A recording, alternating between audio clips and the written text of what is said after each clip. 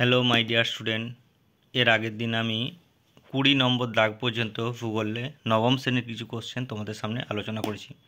আজকে 21 নম্বর প্রশ্ন থেকে আবার এমসিকিউ কিছু আলোচনা করব, তার সঙ্গে এসএকিউ রয়েছে। 21 নম্বর প্রশ্নটা কি রয়েছে না, সর্বপ্রথম সূর্যকেন্দ্রিক মহাবিশ্বের ধারণা কি প্রবর্তন করেন? সর্বপ্রথম সূর্যকেন্দ্রিক মহাবিশ্বের ধারণা প্রবর্তন করেছিলেন কোপার্নিকাস 1514 সালে। সর্বপ্রথম কে আবিষ্কার করেন গ্রহগুলির কক্ষপথ উপবৃত্তাকার? মনে রাখবে, জোহানেস কেপলার।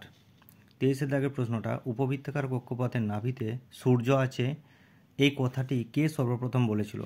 কেপলার বলেছিল। 24 প্রশ্নটা দেখো, কোন গণিতজ্ঞ সর্বপ্রথম টেলিস্কোপ যন্ত্রটি আবিষ্কার করেন? নাম হচ্ছে গ্যালিলিও গ্যালিলি। খুব ইম্পর্টেন্ট প্রশ্ন এটা। 25 দাগের প্রশ্ন দেখো, সূর্যকে মাঝখানে রেখে অন্যান্য গ্রহগুলির গতি স্বচক্ষে কে পর্যবেক্ষণ করেছিল, মানে নিজের চোখে? সেটা হচ্ছে গ্যালিলিও গ্যালিলি। এটাও খুব ইম্পর্টেন্ট প্রশ্ন। 26 নম্বর প্রশ্ন, কে কত সালে সর্বপ্রথম মহাকর্ষ সূত্রটি আবিষ্কার করেন? স্যার আইজাক নিউটন 1687 খ্রিস্টাব্দ। এটা খুবই ইম্পর্টেন্ট প্রশ্ন। 27 প্রশ্নটা, আইজাক নিউটনের বিখ্যাত বইটির নাম কি? বইটার নাম হচ্ছে প্রিন্সিপিয়া। এই কোশ্চেনটা ঘুরিয়েও আসতে পারে যে প্রিন্সিপিয়া গ্রন্থটির লেখক কে? 28 প্রশ্নটা দেখো, নিজ অক্ষকেন্দ্রিক পৃথিবীর ঘোরাকে কি বলে? নিজ অক্ষকেন্দ্রিক মানে নিজের অক্ষের চারদিকে পৃথিবীর ঘোরাকে বলা হয় পৃথিবীর আবর্তন। 29 প্রশ্ন, এক সৌরদিন সমান কত ঘন্টা? এক সৌরদিন সমান হচ্ছে 24 ঘন্টা। 30 প্রশ্নটা দেখো, এক নক্ষত্র দিন সমান কত? এক নক্ষত্র দিন হচ্ছে 23 ঘন্টা 56 মিনিট 4 সেকেন্ড। 31 প্রশ্নটা দেখো, পৃথিবীর কৌণিক বেগ কত? পৃথিবীর কৌণিক বেগ 15 ডিগ্রি পার ঘন্টা। 32 প্রশ্ন, সৌরদিন কাকে বলে?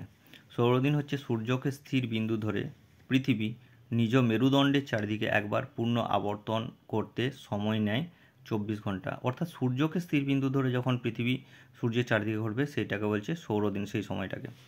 নক্ষত্র দিন কি? 33, মহাকাশে কোনো নক্ষত্রকে স্থির বিন্দু ধরে পৃথিবী নিজ অক্ষের চারিদিকে একবার পূর্ণ আবর্তন করতে সময় লাগে 23 ঘন্টা 56 মিনিট 4 সেকেন্ড।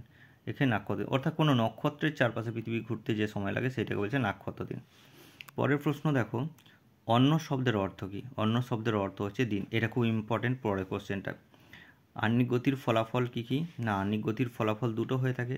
পর্যায়ক্রমে দিন রাত্রি সংগঠিত হয়, মানে পৃথিবী আবর্তনের ফলে যে গতি হয় তাকে আহ্নিক গতি বলা হয়। এর ফলে দিন ও রাত্রি হয়। আর কি দ্বিতীয়ত হচ্ছে প্রতিদিন জোয়ার ও ভাটা হয়। পরের ইম্পর্টেন্ট প্রশ্ন 36 দেখে, সৌরদিন এবং নক্ষত্র দিনের মধ্যে পার্থক্য। প্রশ্নটা খুবই ইম্পর্টেন্ট।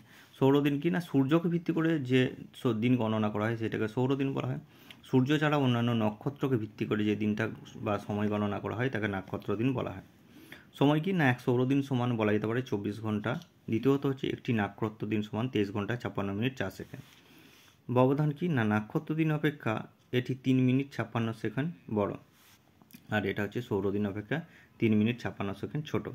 পরের দেখো যে পরিবর্তনীয়তা, পৃথিবীর আবর্তন বেগের হ্রাস বৃদ্ধির সাথে সাথে এটা কিন্তু সৌরদিনে পরিবর্তন ঘটে, কিন্তু এক্ষেত্রে সময় সারা বছর একই রকম থাকবে, কোনো পরিবর্তন হবে না। 37 প্রশ্ন দেখো, পৃথিবীর আবর্তন বেগ কোথায় সবচেয়ে বেশি এবং কোথায় সবচেয়ে কম?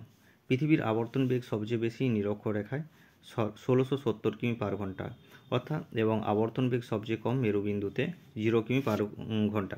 এখানে মনে রাখবে, আবর্তন বেগটা পৃথিবীর পরিধির উপর নির্ভর করে হয়ে থাকে। পৃথিবীর পরিধি যেখানে বেশি হবে, অর্থাৎ নিরক্ষীয় অঞ্চলে পরিধি বেশি তাই আবর্তন বেগ বেশি, আর মেরু অঞ্চলে পরিধি সবচেয়ে কম তাই আবর্তন বেগ বেশি কম। আচ্ছা, আজকে এই পর্যন্ত। ভালো লাগলে আমার চ্যানেলটি সাবস্ক্রাইব করে রাখবে, আর একটা কমেন্ট লাইক দিয়ে দেবে, আর নতুন পরবর্তী সমস্ত কিছু পরপর আপডেট দিতে থাকবো।